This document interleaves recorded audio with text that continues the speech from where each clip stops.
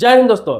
जितने भी लोगों के पास राशन कार्ड है उन लोगों को यह वीडियो पूरा देखना चाहिए, खास तौर पर उन लोगों को जिन्होंने ई-केवाईसी नहीं कराया है या फिर कराया है लेकिन आधा अधूरा कराया है।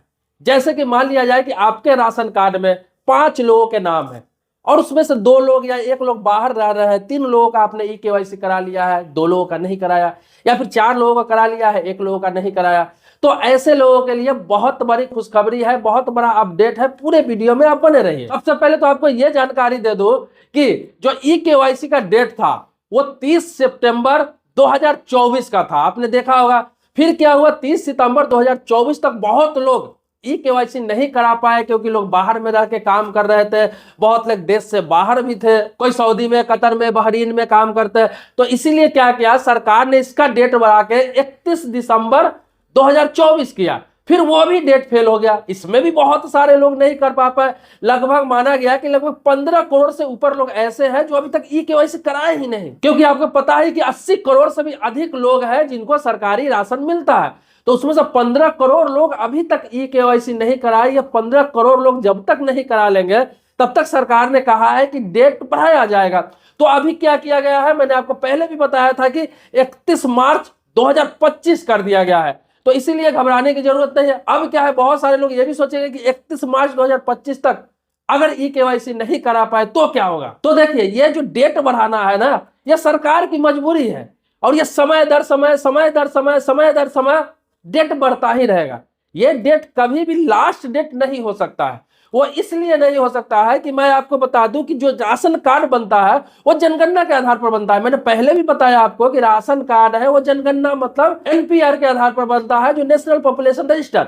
ये आपको 2011 में हुआ था, 2011 में हुआ था, उसके बाद आज तक जनगणना हुआ ही नहीं। हालांकि ये 2020 में, 21 में, 22 तक हो जाना था, लेकिन क्या है, कोरोना काल की वजह से नहीं हुआ, तो वो भी डेट फेल हो रहा है। तो सरकार इसलिए ई-केवाईसी करा रही थी कि जितने भी लोग इस दुनिया में नहीं है या फिर इन 11 सालों, 12 सालों, 13 सालों में जिनकी डेथ हो गई हुई है, वो लोगों का ई-केवाईसी नहीं हो पाएगा तो कुछ राशन लेने वालों की संख्या कम होगी और ये क्लियर हो सकेगा कि जो लोग मृत हो गए हुए हैं, जिन लोगों का देहांत हो गया हुआ है, उन लोगों का राशन कोई अवैध तरीके से ना उठा सके। तो इसलिए ये केवाईसी कराया जा रहा है। लेकिन सरकार को ये चीज लग रहा है कि अब तो एनपीआर का टाइम भी आ गया हुआ है, जनगणना का टाइम भी आ गया हुआ है, तो अगर इसे डेट नहीं बढ़ाया जाए तो राशन लोगों का बंद हो जाएगा। जितने लोग ई-केवाईसी नहीं कराएंगे, अगर 1 साल 2 साल के लिए राशन अगर बंद हो जाए तो बहुत सारे लोग नाराज हो जाएंगे, बहुत गरीबों को दिक्कतें हो जाएंगी, बहुत लोगों को परेशानियां हो जाएंगी। यही वजह है कि अभी जिन्होंने ई-केवाईसी नहीं कराया है, आपने देखा होगा उनका राशन अभी तक बंद नहीं किया गया है। किसी को राशन देना बंद नहीं हुआ है, राशन मिल ही रहा है। यहां तक कि one nation one ration card के तहत, एक देश एक राशन कार्ड के तहत आपका राशन कहीं का भी है और कहीं भी राशन मिल रहा है। अभी तक किसी भी प्रकार का कोई फेरबदल नहीं किया गया है। यह सिर्फ नोटिफिकेशन पर नोटिफिकेशन दिया जा रहा है आपको, ये कि ये डेट है, ये डेट तक आप करा ले, ताकि आप अपनी जिम्मेदारी को समझे और अपना ई-केवाईसी करा लेंगे। लेकिन लगभग सारे लोग करा ही चुके हैं, लेकिन मजबूरी बस 15-20 करोड़ लोग नहीं कराए हैं। वो लोग हैं जो कभी दिल्ली में, मुंबई में, कोलकाता में, चेन्नई में, कहीं कहीं दूर दूर रह के काम करते हैं, रहने वाले हैं बिहार के, यूपी के, बंगाल के, झारखंड के, उड़ीसा के, और काम कर रहे हैं कहीं और। अब सिर्फ ई-केवाईसी कराने के लिए वो काम छोड़कर या फिर जॉब छोड़कर तो घर जाएंगे नहीं। जब उनको पर्व त्योहार, किसी जरूरी काम के लिए अगर जाना हो तभी जाएंगे। तो इस वजह से बहुत सारे लोग ई-केवाईसी नहीं करा पाए। तो आप घबराए नहीं, परेशान नहीं हो। 31 मार्च तक का समय दिया गया है। इसके अलावा आपको यह भी बता दे रहा हूं कि 31 मार्च भी है, ये लास्ट डेट नहीं है। इस बात को आप दिमाग में रख ले कि 31 मार्च जो भी है वो लास्ट डेट नहीं है। उसके बाद भी हर 3-3 महीने के लिए, 3-3 महीने के लिए डेट बढ़ता रहेगा जब तक कि एनपीआर ना हो जाए, जब तक कि जनगणना ना हो जाए, क्योंकि जनगणना में सारी चीजें खुद क्लियर हो जाएगी। नए लोगों का नाम जुड़ेगा, पुराने लोग जो नहीं है इस दुनिया में उनका नाम हटेगा, बहुत परिवार जो अलग अलग हो गए उनका अलग अलग राशन कार्ड बनेगा। इसके अलावा बहुत सारी लड़कियां शादी करके किसी के घर में आई है, किसी के घर से लड़कियां शादी करके किसी के घर में गई है, सबका फेरबदल होगा, मतलब नए तरीके से सबका राशन कार्ड बनेगा। इसके लिए 2 सालों का लगभग समय लगता है। तो ये एनपीआर 2025 में ही स्टार्ट होने वाला है, चाहे किसी महीने में स्टार्ट हो। ये जनवरी से लेकर दिसंबर के बीच किसी महीने में स्टार्ट हो सकता है। इसीलिए जो लोग ई-केवाईसी नहीं कराए हैं उन्हें घबराने की जरूरत नहीं है।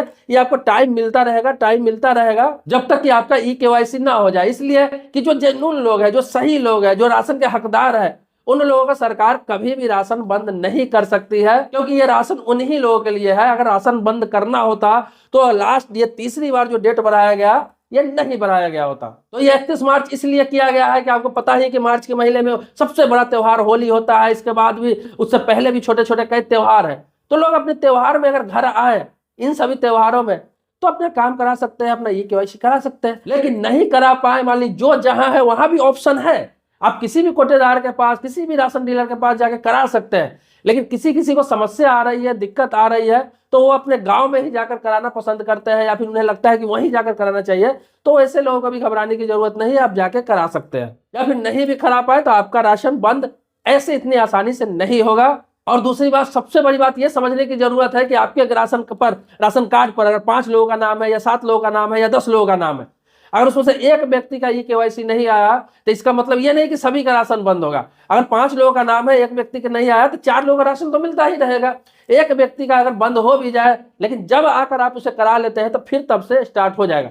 इसीलिए कभी भी घबराने की जरूरत नहीं है, परेशान होने की जरूरत नहीं है। इतने छोटे कामों के लिए 5 किलो राशन के लिए आपको अपना जॉब छोड़ के, काम छोड़ के, या फिर 15 दिन, 20 दिन, 2 महीने का समय निकाल के आने की आवश्यकता नहीं है। आप जहां है वहां करा लें। अगर नहीं हो रहा है, समस्या आ रही है, आपको लगता है अपने राशन डीलर के पास ही होगा या फिर वही कराना सही रहेगा, तो फिर कभी भी आकर आप करा सकते हैं। इसके लिए कोई इमरजेंसी नहीं है, राशन आपका मिलता रहेगा। बाकी जो घर के व्यक्ति जितने लोग हैं उतना का करा लीजिए, या फिर करा लिए हैं तो बहुत अच्छी बात है। बाकी आप जानते हैं कि समय समय पर जो भी है मैं अपडेट करता रहता हूँ, आपको बताता रहता हूँ, जानकारी देता रहता हूँ। मेरे जो सब्सक्राइबर है या फिर सब्सक्राइबर नहीं भी है वो लोग भी जानकारी लेते रहते हैं। लेकिन सब्सक्राइबर नहीं है तो सब्सक्राइब कर लीजिए चैनल को, बगल में बेल घंटी उसको भी दबा लीजिए।